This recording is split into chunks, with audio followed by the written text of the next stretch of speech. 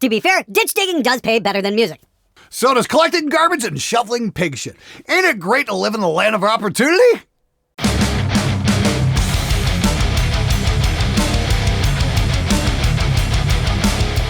All right, everybody!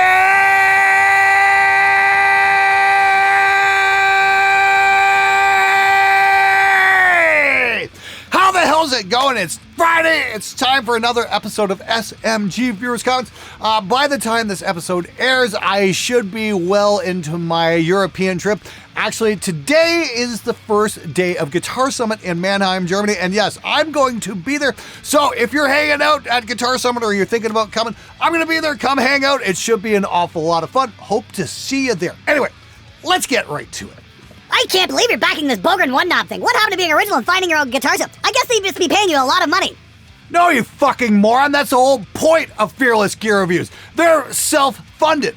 Why am I backing the Bogren one knob? Because it's clear that most of you guys don't understand the difference between getting a guitar to sound good in the room and getting it to sound good on recording. They're two very fucking different things. Please pay attention here. My ultimate goal is to help you make better fucking records, you dumbass. Oh, you're just getting paid. No, I'm not getting paid. I thought it offered a real value because it takes a lot of confusion out of what the fuck you need to do. I mean, like, it took me 10 years to figure this out on my own because we're so cut off from everyone. This is before YouTube exploded and we had great online video lessons. That's why the Andy Sneap was so fucking popular around from 2005 to about 2009 because we were all helping each other figure out just how the fuck you're supposed to record metal guitar. It's not just throw a mic up, and crank the distortion up and hope for the best. Because that's not going to work. The Bogren amp knob, what's great about that is you don't have to add any EQ, you don't have to do any of the C4 thing, you don't even have to figure out how to dial the in the amp correctly. You just turn it and it sounds good. And if you're a songwriter who's tired of getting shit guitar sounds, yes, it serves a fucking purpose. Sorry I haven't made that clear enough. I guess next time I'll write it out in crayon so even you can fucking comprehend it.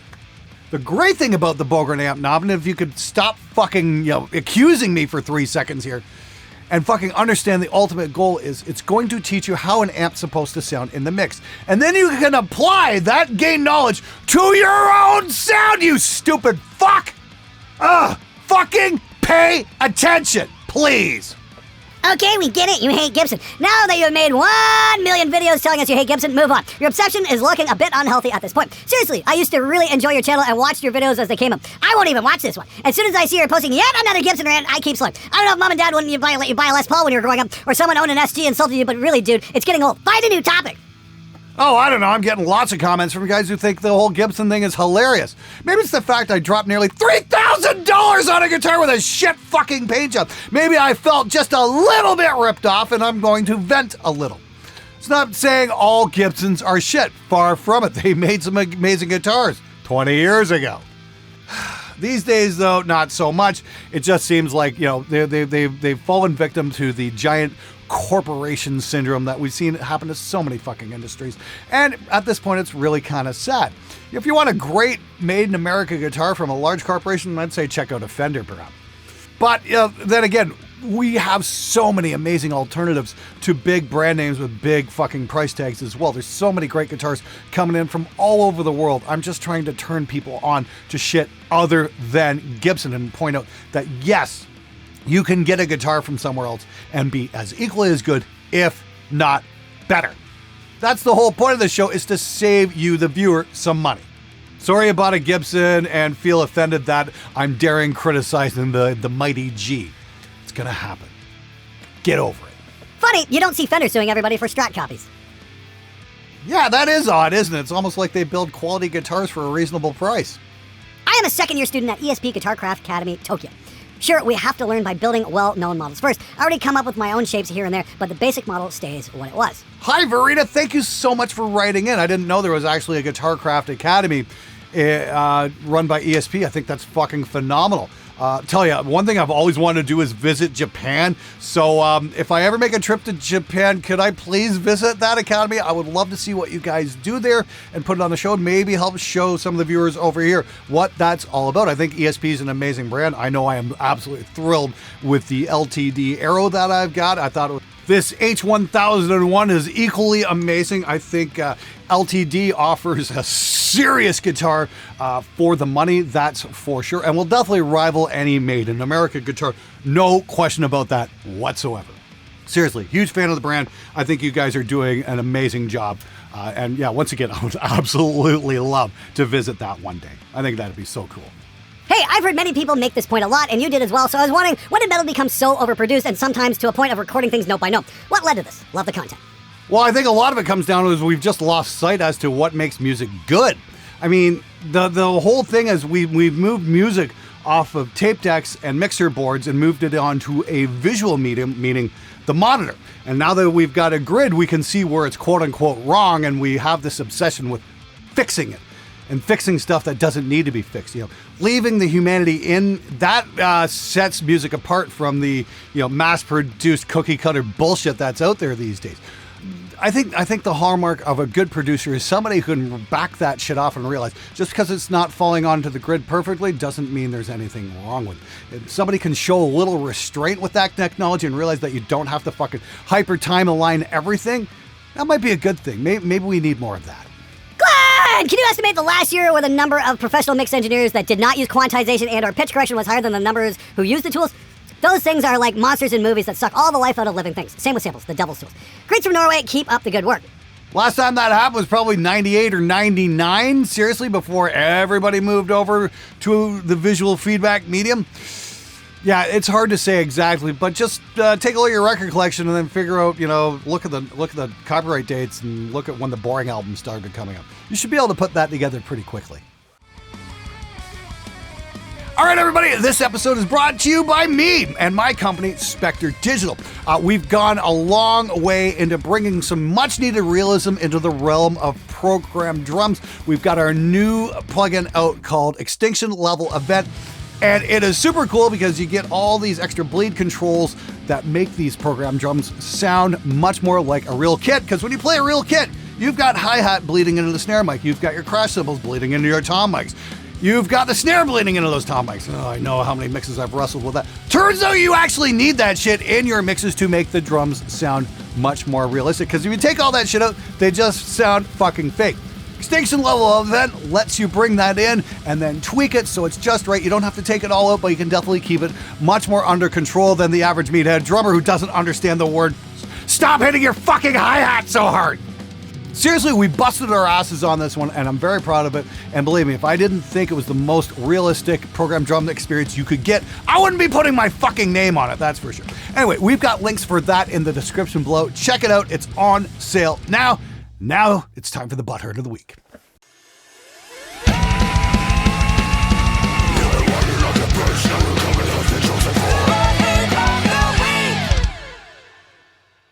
Absolutely pathetic. Perfect example of toxicity in the music industry. No one cares how satire this is. It's awful. I feel bad for anyone who buys into this sad old man. Wow, by that logic, you must feel fucking horrible. Please don't commit suicide, okay? You'll feel better tomorrow, I swear. Glenn's chops on guitar is getting better. A guitar video on worms and stuff would be awesome. Not sure what you're trying to say there, Mark. Appreciate the bit about the chops, I really do. Do you want me to do a video on some of the warm audio stuff? Is that what you're getting at? I wasn't quite sure. Maybe that was a typo.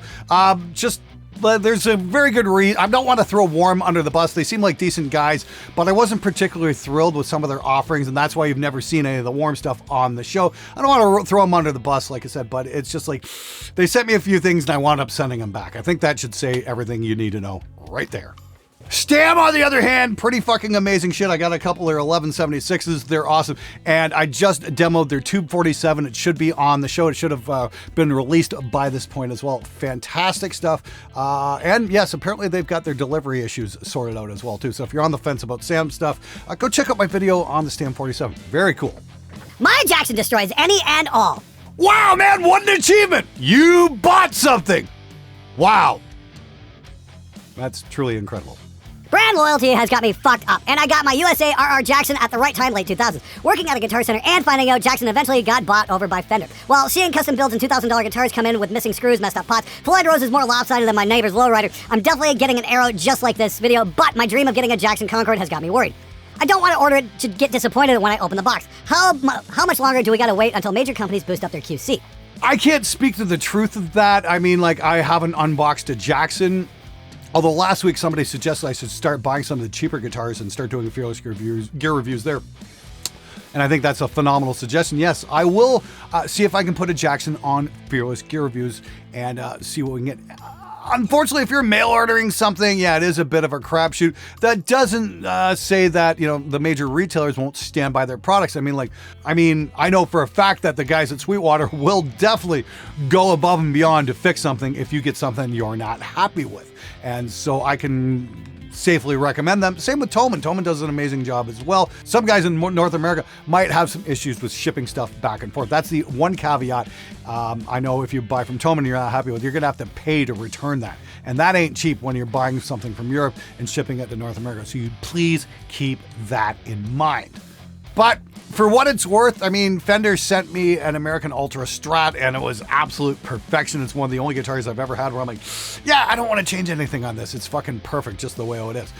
I don't know if you're going to get that with your Jackson Concordia. One can only hope that Fender is really stepping up their game on quality control, but it's anyone's guess at this point. Hopefully it works out for you. And hopefully if it doesn't, Fender will step the fuck up and make sure you get a guitar that's worthy of that Jackson Concordia name. You gotta make the not overacting voice a common character on the show. I'll see what I can do. You naughty boy! Love your fearless metal tone fireworks of delightful disrespect for the poor, misunderstood, and gentle-hearted experts who immediately go out flail the Impaler on your ass, leaving their angelic voice posture of the elder music statement behind the second you have the impertinence to question any of their favorite pet theories, which they, and who are we to question them, had been given only them by divine revelation. Poor them being forced to lower themselves to your level when they are only fighting for the greater good and defense of truth and purity, of course. You naughty boy!